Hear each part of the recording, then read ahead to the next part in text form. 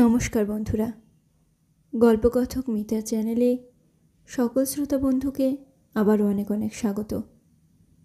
আজ আমি সুচিত্রা ভট্টাচার্য রচিত তবু ছোট গল্পটি আপনাদের পড়ে শোনাব। শুরু করছি বন্ধুরা আমার আজকের নিবেদন।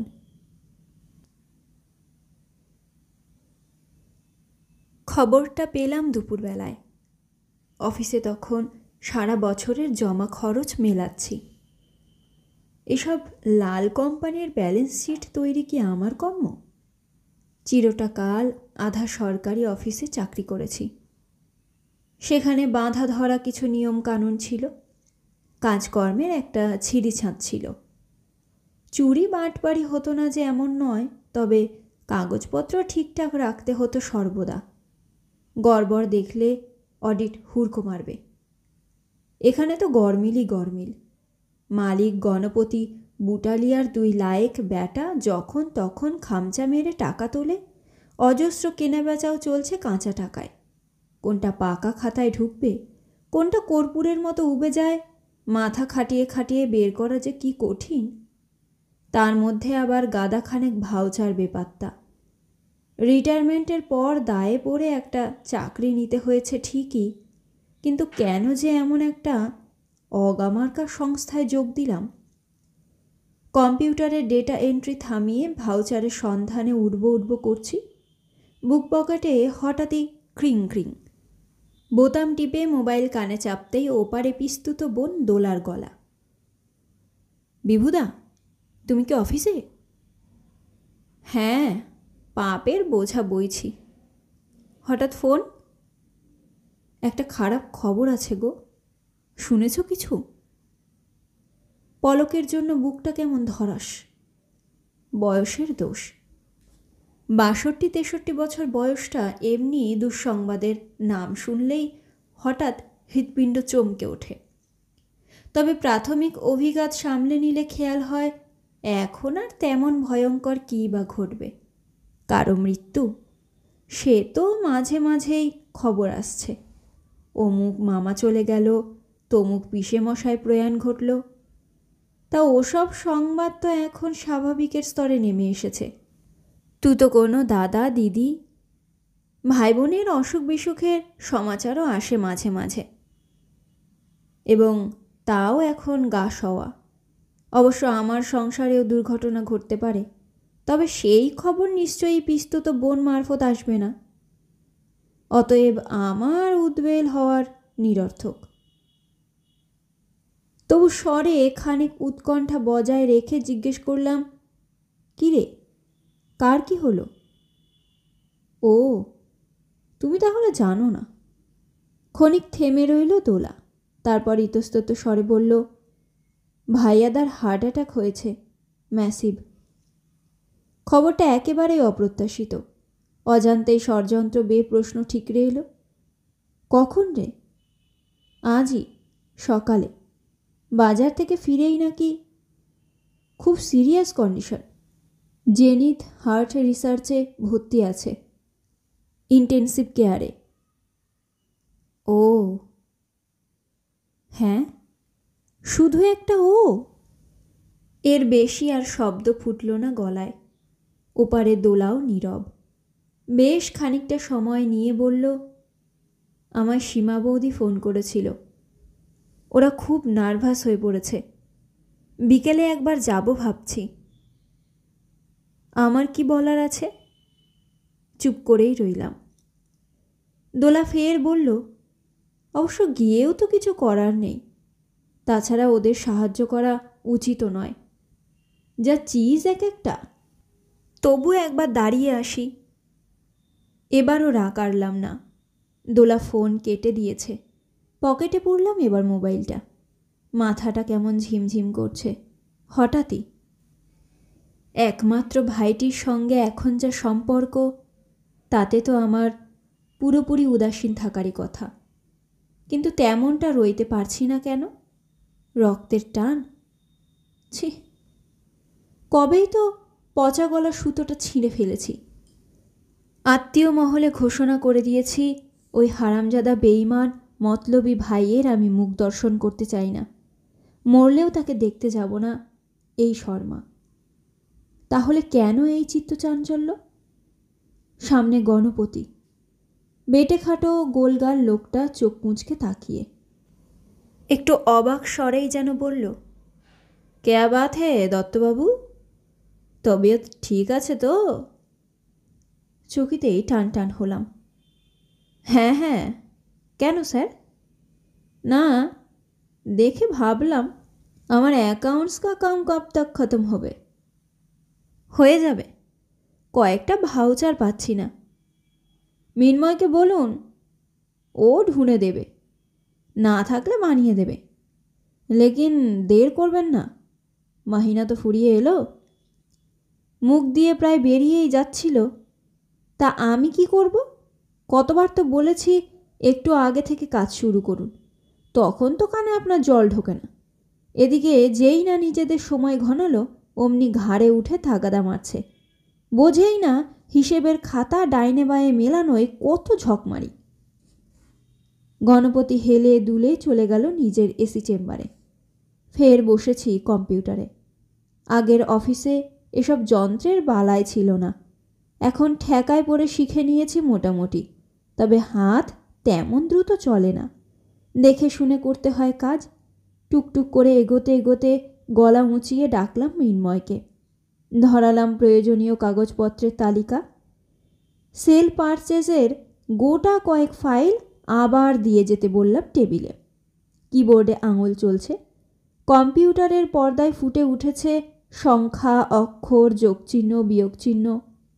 আশ্চর্য আর একটা ছবিও দুলছে যে অন্য এক মনিটরে। তখন আমি আসানসোলে পোস্টেড।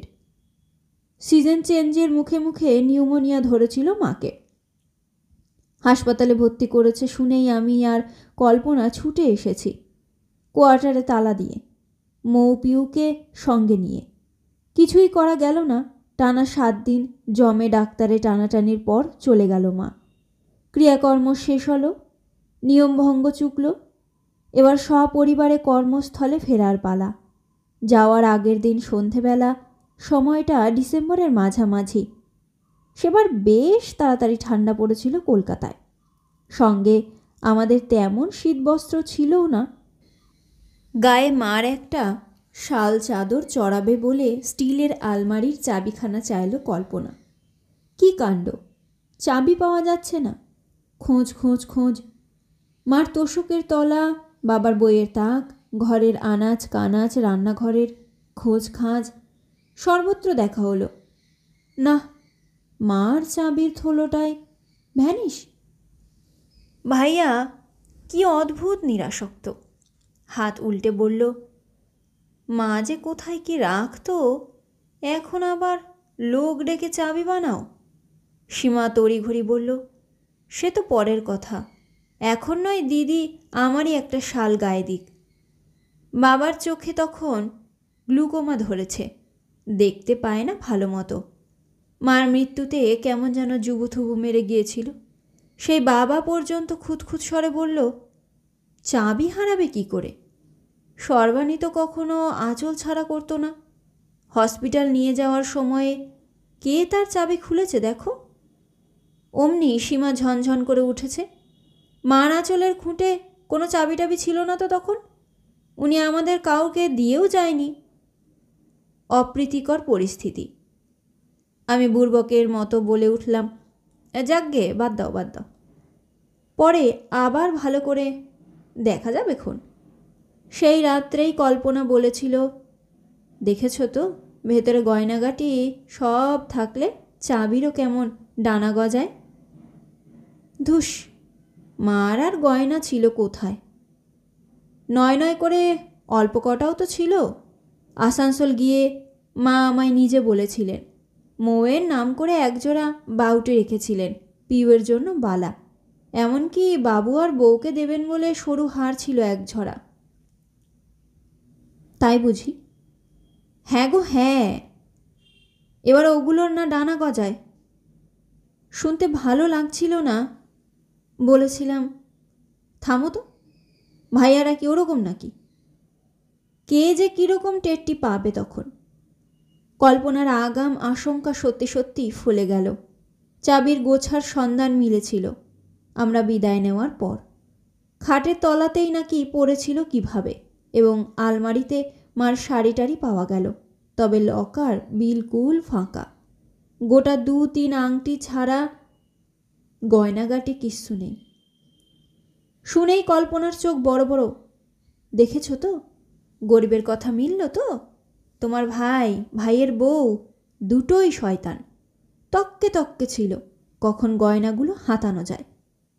তখনও কিন্তু আমি ভাইয়ার পক্ষই নিয়েছিলাম। বলেছিলাম, কি আজে বাজে বকছো? হ্যাঁ, সামান্য দুটো গয়নার জন্য ওরা ওই নোংরা কাজ করতে পারে? কত ভালো চাকরি করে ভাইয়া, মাল্টি ন্যাশনাল কোম্পানির অফিসারও। ওরকম কটা গয়না গড়ানো তো ওর কাছে নস্যি। আর সীমাও কিছু হা ঘরে বাড়ির মেয়ে নয়। বিয়েতে বাপের বাড়ি থেকে কম হার নেকলেস পেয়েছে নাকি ও? দুনিয়ার যার যত আছে সে আরও তত বেশি চায়। সোজা পথে না পেলে বাঁকা রাস্তা ধরে। এখনও বলছি, যেমন করে হোক বদলি নিয়ে কলকাতায় ফেরো, নইলে দেখবে পায়ের তলার মাটিটাও কখন সরে গেছে। মেয়েদের দূরদর্শিতার তারিফ করতে হয় সত্যি। কি করে যে আগাম অনুমান করে ফেলে। মাথা ঝাঁকিয়ে সোজা হয়ে বসলাম। মৃন্ময় গাদা খানেক ফাইল এনেছে, টেবিলে স্তূপ করে দিয়ে বলল, সব ভাউচার কিন্তু নেই দত্তবাবু। তাহলে কাজটা করব কি করে? পেমেন্টগুলো রেকর্ড তো চাই। স্যার বললেন আপনার সঙ্গে বসে ওগুলো তৈরি করে নিতে। তুত, এত 2 নম্বরি কাজ কি আমার পোষায়? এর জন্য দরকার ভাইয়ার মতো লোক, যারা নকল কাগজপত্র তৈরিতে ওস্তাদ। তেতো মুখে পড়লাম মৃন্ময়কে। দেখে বুঝে হিসেব করে চলেছে লেখালেখি। মৃন্ময় উঠে যেতেই বিক্রিবারটার ফাইল খুলে বসেছি। একটা একটা করে মেলাচ্ছি কম্পিউটারের সঙ্গে। ট্রায়াল ব্যালেন্স বানানোর আগে পুরো প্রস্তুতি নিয়ে রাখাই আমার রীতি। ভাইয়ার হঠাৎ হার্ট অ্যাটাক হলো কেন? হৃদয় যার নেই তার হৃদয় পীড়া হয় কিভাবে? রক্তচাপ কি বেড়ে গিয়েছিল বেশি? নিয়মিত চেক আপ করাতো না? মদ টদ খাই বলে জানি, তবে কখনো বেহেড হয়ে বাড়াবাড়ি করেছে বলে তো শুনিনি। অবশ্য আকণ্ঠ মদ গিলেও অনেকে নাকি মাতাল হয় না, এবং মানুষ হিসেবে তারা নাকি যথেষ্ট বিপজ্জনক। কে জানে কি থেকে কি হলো। আজকাল তো খবরও রাখি না ওদের। আক্রমণটা হওয়ার আগে নিশ্চয়ই বুকে খুব ব্যথা হয়েছে। আবার মস্তিষ্কের পর্দায় ছবি, একটু যেন রং জ্বলা জ্বলা, ঝাপসা ঝাপসা। খেলার মাঠে কাকে যেন ভাইয়া খারাপ গালাগালি দিয়েছিল। দলবল জুটিয়ে এনে ছেলেটা বেধড়ক পেটাচ্ছিল ভাইয়াকে। খবর পেয়ে ছুটলাম ভাইকে বাঁচাতে। আমাকে দেখতে পেয়ে কোনো ক্রমে নিজেকে ছাড়িয়ে ভাইয়া পালিয়ে এলো। আমার পিছনে এসে লুকিয়েছে। কপাল ফুলে আলু, রক্ত পড়ছে নাক দিয়ে। দু চোখে রক্ষা পাওয়ার কি অসহায় আরতি। দৃশ্যটা এখনই কেন মনে পড়ল? আমাকে দুর্বল করে দিতে? কোনোভাবেই আবেগকে প্রশ্রয় দেওয়া চলে না। যে অন্যায়টা আমার সঙ্গে করেছে সে তারই সাজা পাচ্ছে, এমন ভেবে নিলেই তো গোল চুকে যায়। জোর করে মন বসালাম কেজো হিসেবে। তৈরি হচ্ছে লাভ লোসকানের খতিয়ান। বিস্তর মুনাফা লুটেছে বুটালিয়া। নানান কৌশলে কমাচ্ছি লাভের অঙ্ক। ফন্দি ফিকির অবশ্য বুটালিয়ারই শেখানো। কত জলে কত দুধ মেশাতে হবে এ যেন তার নখাগ্রে। অতএব বানাচ্ছি উল্টোপাল্টা খরচ, যাতে আয় করে ছাড় মেলে।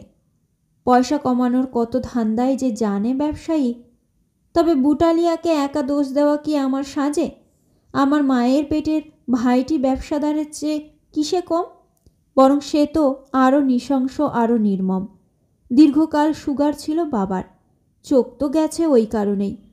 শেষে ক্রিয়েটিনিন বেড়ে 2 কিডনি প্রায় বিকল। তখন আমি চলে এসেছি কলকাতায়। যোধপুর পার্কের বাড়িতেই থাকি। বাবাকে হাসপাতালে ভর্তি করে ভাইয়াকে পাশে নিয়ে দাঁতে দাঁত চেপে পাঞ্জা কষেছিলাম এক অমুখ মৃত্যুর সঙ্গে।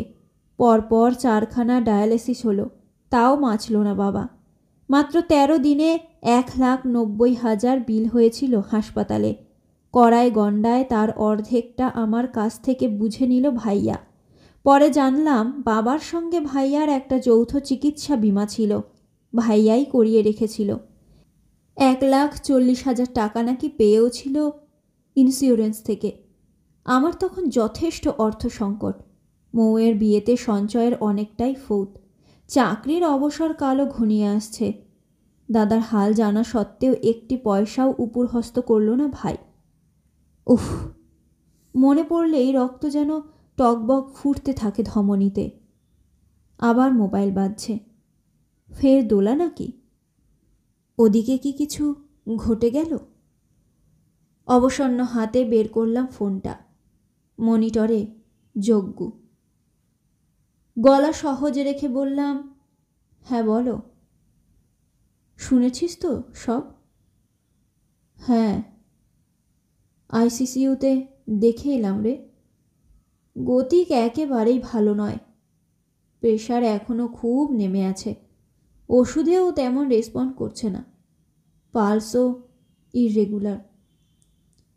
ও, ডাক্তার কি বলেছে? আশার বাণী শোনাচ্ছে না। হার্টের 2খানা ওয়াল নাকি মারাত্মক জখম হয়েছে রে। ও, তুই কি একবার আসবি? কেন? আহা, যেমনই হোক, সহোদর ভাই তো। এমন একটা ক্রিটিক্যাল মোমেন্ট, তুই বড় দাদা, একবার দেখে যাবি না? তাহলে আসছিস? দেখি। আয় আয়, মান অভিমান পুষে রাখিস না, পরে হয়তো আফসোস হতে পারে। আরে বাবা, ভুল অন্যায় এসব তো মানুষই করে, নাকি? সে তো বটেই। স্বাভাবিকভাবে বলতে চেয়েও স্বরটা বেঁকে গেল। অফ করে দিলাম ফোন। কোষ্ঠে মেরে গেছে মেজাজ। ওই অলম্বুস মামাতো ভাইটার মুখেও কিনা জ্ঞান শুনতে হলো। আত্মীয়রা অবশ্য এরকমই হয়। ভাইয়ে ভাইয়ে সম্পর্ক ছিন্ন হলে বেড়ার ওপারে দাঁড়িয়ে মজা দেখে আর সুযোগ পেলেই উপদেশ ছেটায়। কিন্তু প্রকৃত অপরাধটা যে করল, তার সঙ্গে মাখামাখিটা ঠিক বজায় রাখে। দুপক্ষেরই প্রিয় সাজবে। এর মুখে ওর নিন্দে শুনবে, সামনাসামনি আহা উহু করবে, তবেই না আত্মীয়। কী সব বাক্যের ছিরি! বলে কিনা মান অভিমান পুষে রাখিস না। ভাইয়াকে তোরা একদিনও কেউ আঙুল তুলে বলেছিস যে কাজ সে করেছে তা ক্ষমার অযোগ্য? এই আজ বুড়ো বয়সে অবসর নেওয়ার পরও একটা 3rd ক্লাস কোম্পানিতে চাকরি নিতে আমি বাধ্য হয়েছি। নিজের বিবেকের বিরুদ্ধে গিয়ে আজে বাজে কাজ করছি। তার কারণটা যে ওই ইন্টেনসিভ কেয়ারে পড়ে থাকা নরাধমটা, সেটাও একবার ভাব তোরা। তারপর না হয় আমায় এসে বক্তিমে শোনা। উফ, আবার সেই দিনটা মনে পড়ে যাচ্ছে। বাবার মৃত্যুর পর তখনও বোধহয় মাস দেড়েক পেরোয়নি। অফিস থেকে ফিরে ঘরে টিভি খুলে বসেছি। ভাইয়ার ডাক। দাদা, একবার শুনে যাও তো। শটটা যেন কেমন কেমন লাগলো। উঠে ওদের ঘরে যেতেই ভাইয়া 2খানা স্ট্যাম্প পেপার লাগানো কাগজ বাড়িয়ে দিল। দেখো তো এটা কি? বাবার ড্রয়ার থেকে বেরোলো। আরে, এ তো একটা উইল, বাবার সই করা। সেরকমই তো মনে হচ্ছে। পড়ে দেখো কী সব লেখা আছে। একবার চোখ বুলিয়ে বিশ্বাস হলো না। আবার পড়ছি। আবার যোধপুরের বাড়িটা বাবা ভাইয়ার নামে লিখে দিয়ে গেছে। ভাইয়ার অবর্তমানে সম্পত্তিটা পাবে ভাইয়ার ছেলে বাবুয়া। আমি, মৌ, পিউ কেউ কোথাও নেই। অস্ফুটেই বলে উঠলাম, হতে পারে না, এ হতে পারে না। ভাইয়া নির্বিকার স্বরে বলল, কি হতে পারে না?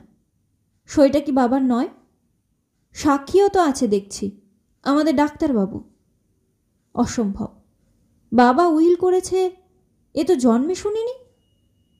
ফস করে সীমা বলে উঠল, আপনি জানেন না বলে বাবা উইল করতে পারবেন না এমন কোনো কথা আছে নাকি? অবশ্যই আমি বাবাকে জানি, করলে বাবা নিশ্চয়ই আমায় বলতো। কিছুই জানেন না, চিরকাল বাইরে বাইরে থেকেছেন, বাবার কতটুকু খবর রেখেছেন আপনি? আমরাই বাবা মার সেবা যত্ন করেছি, তাই হয়তো বাবা খুশি হয়ে। চুপ, একদম চুপ। রাগে আমার ব্রহ্মতালু জ্বলছিল। গর্জন করে বললাম, আমি এই উইল বিশ্বাস করি না। আহা, চটে যাচ্ছিস কেন? ভাইয়া আমার হাত চেপে ধরল।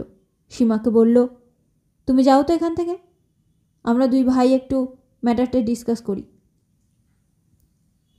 সীমা বেরিয়ে যেতেই ভাইয়া নরম গলায় বলল, শোনো দাদা, এ তো আমারও বিশ্বাস হচ্ছে না, কিন্তু চর্মচক্ষে যা দেখছি উড়িয়েই বা দিই কী করে?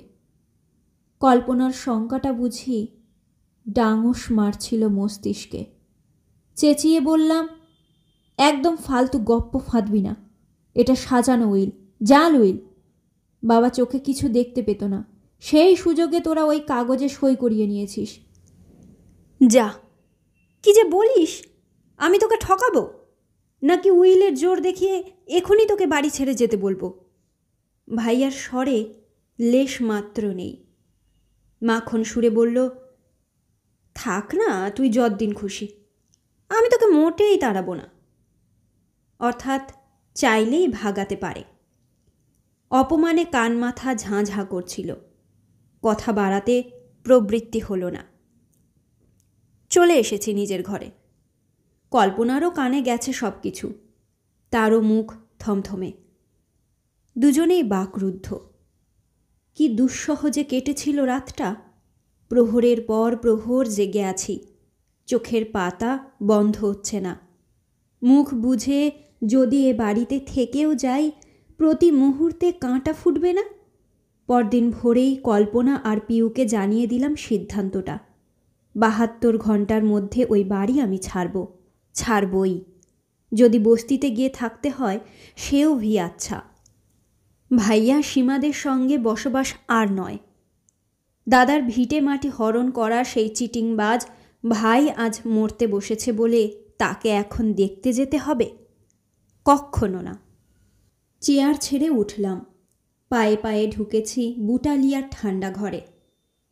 স্যার, আজ আর হিসেব ভাল লাগছে না, বেরিয়ে পড়ছি।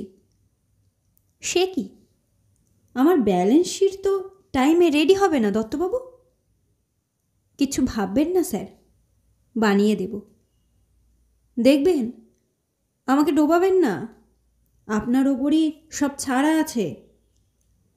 বলতে ইচ্ছে হলো, কারোর ওপর কিছু ছাড়া থাকে না বুটালিয়া। আমি যদি আজ বাড়ি ফেরার পথে দুম করে টেসে যাই, তাহলে কি আপনার ব্যালেন্স শিট আটকে থাকবে? সব ওই ওপরওয়ালার খেল। বললাম না কিছু। মাথা নেড়ে বেরিয়ে এসেছি চেম্বার থেকে। কম্পিউটার বন্ধ করে ব্যাগ ছাতা নিয়ে সোজা ফুটপাতে। বড় ক্লান্ত লাগছে। আজকাল শরীর যেন আর ধকল নিতে পারছে না। কিন্তু এক্ষুনি যে জাঁতা কল থেকে মুক্তি পাব, সেই আশাই বা কোথায়? যোধপুর পার্ক ছেড়ে গড়িয়া চলে গিয়েছিলাম, স্টেশনের কাছে। 2 কামরার ভাড়া বাড়িতে সম্পূর্ণ অচেনা অজানা পাড়া। পরিবেশটাও একদম অন্যরকম। কল্পনা মুখ ভারী করে রাখত সারাদিন। পিও কেমন দিশেহারা মতন হয়ে গিয়েছিল। তার কলেজ, কোচিং, বন্ধু বান্ধব সবই যেন আলোক বর্ষ দূরে। আমারও ডালহৌসি পাড়ায় যাতায়াত করতে প্রাণ বেরিয়ে যাওয়ার জোগাড়। 58 বছর বয়সে ট্রেনে বাদুর ঝোলা হয়ে শিয়ালদা, সেখান থেকে হন্টন। পারি আমি? মরিয়া হয়ে রিটায়ারমেন্টের মুখে মুখে ছোট একখানা ফ্ল্যাট কিনে ফেললাম চেতলায়। বাকি সঞ্চয়টুকু তো ফুরুত। ব্যাংক লোন নিতে হলো মোটা অঙ্কের। এখনও মাস মাস অনেকগুলো টাকা সুদ্ধে হয়। পেনশনে কুলোচ্ছিল না বলে চোখ কান বুজে ফের বেরোতে হলো রোজগারে। আর কতদিন এভাবে টানতে পারবো কে জানে। পিউয়ের বিয়েটা হয়ে গেলে শেষ দায়িত্বটা নামে আমার ঘাড় থেকে। সন্ধে নেমেছে অফিস পাড়ায়। মিনি বাস স্ট্যান্ডে লম্বা লাইন। তীর্থের কাক হয়ে আমিও বাসের প্রতীক্ষায়। যোগুর কথা শুনে যা মনে হলো ভাইয়ার বাঁচার আশা কম। আমার থেকে পাক্কা 5 বছরের ছোট। তার মানে 60-এ পৌঁছতে এখনো 2-2.5 বছর বাকি। এত তাড়াতাড়ি চলে যাবে? একটা কিশোর মুখ মনে পড়ল আচমকাই।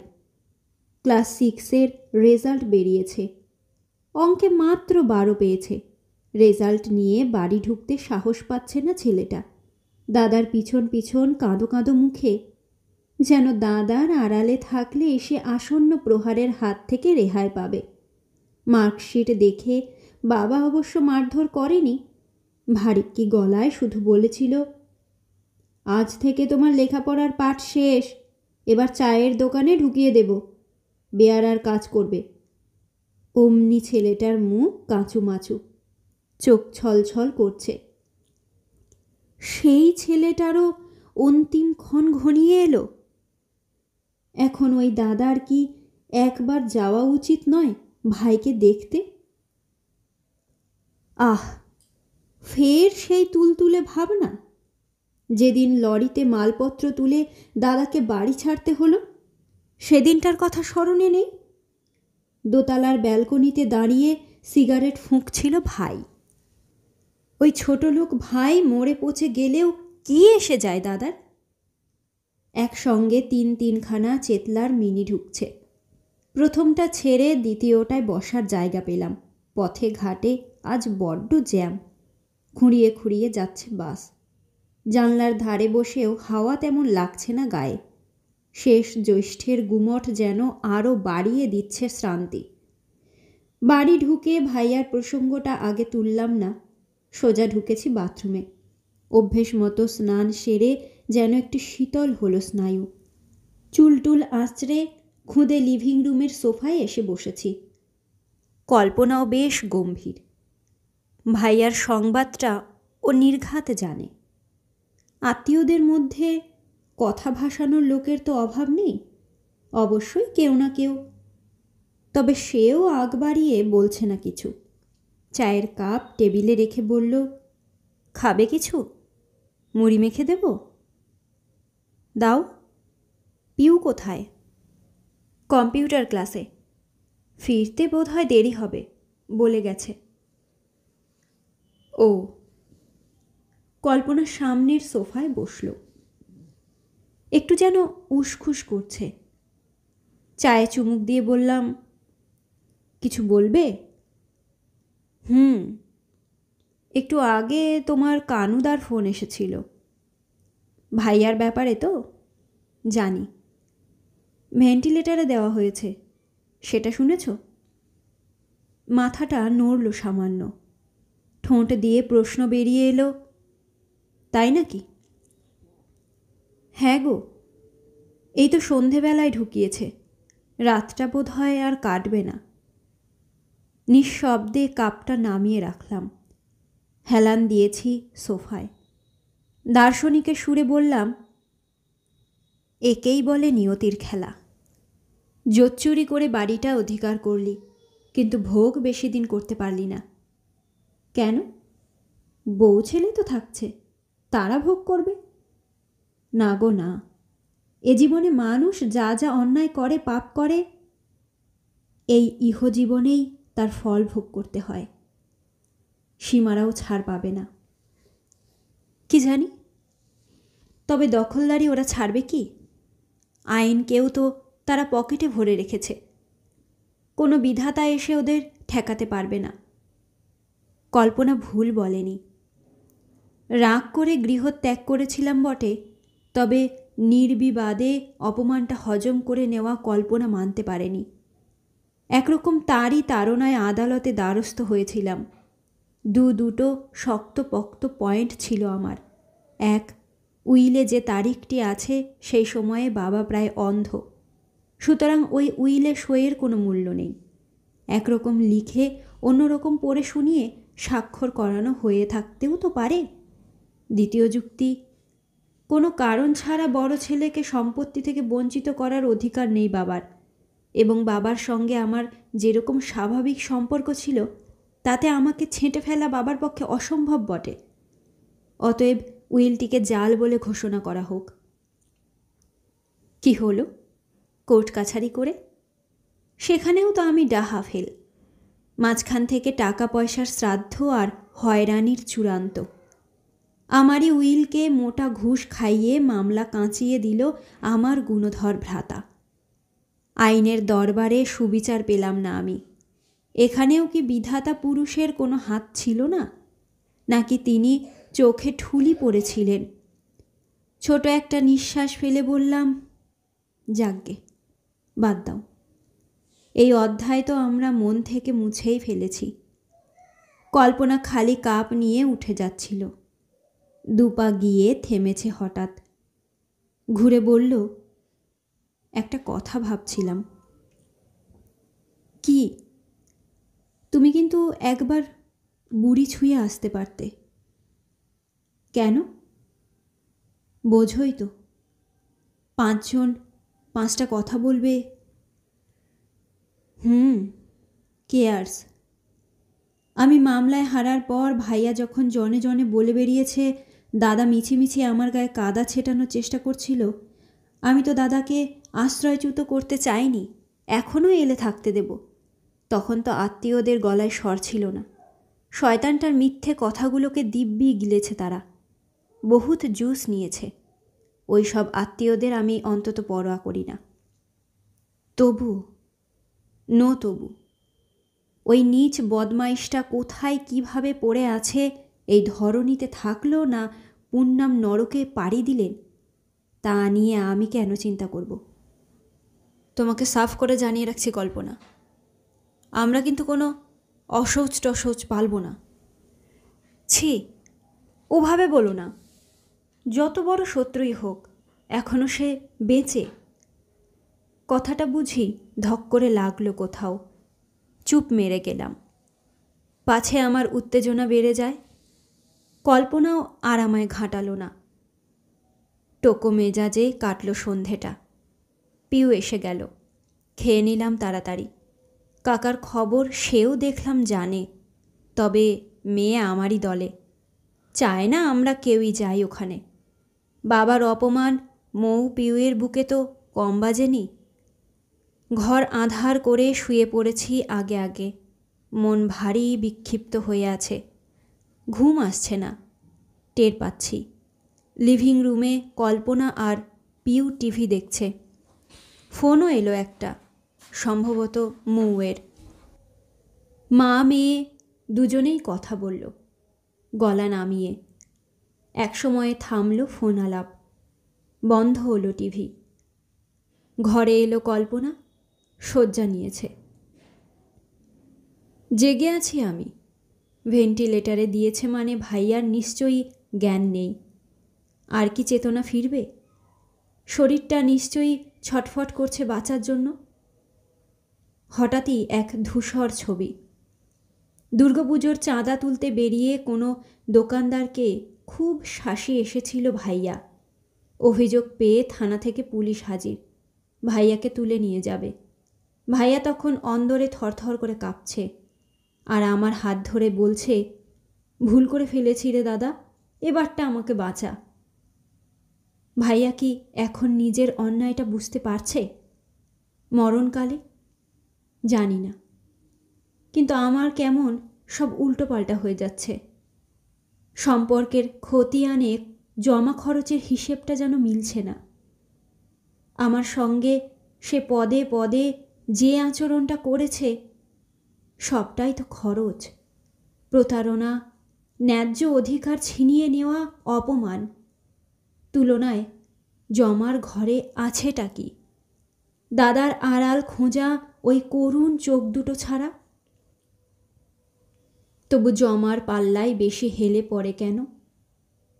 হায় রে, সম্পর্কের ব্যালেন্স শিট যে কি আজব!